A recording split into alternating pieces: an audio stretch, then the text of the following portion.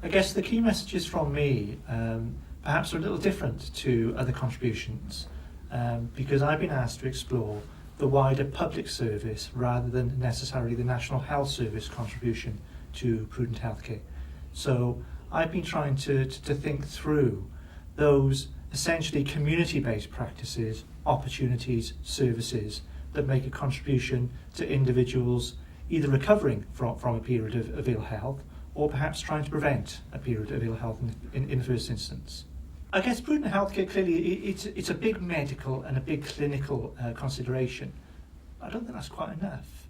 So it's not just about the infrastructure of the National Health Service, it's what goes on beyond your doors, because there are richer and many more contributions that can be made.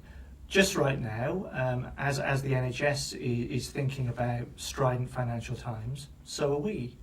And some of the areas that perhaps my sort of organisation is currently thinking about are in the realms of museums, libraries, theatre groups, community halls, things that seem to some to be rather easy things to stop doing.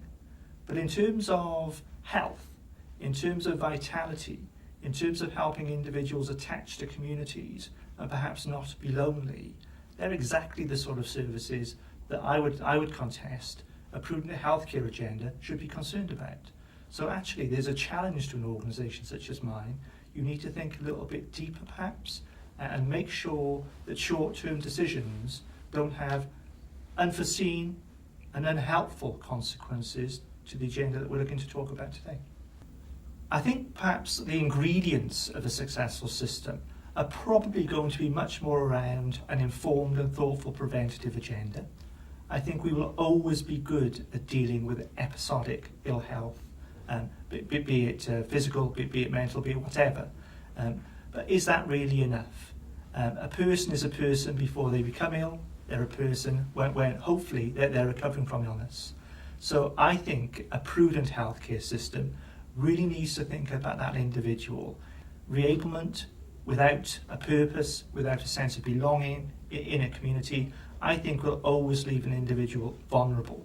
So I guess for me, it is about demand management, it's about prevention, and it's about really lighting up communities to care for themselves and for the people that belong to the community.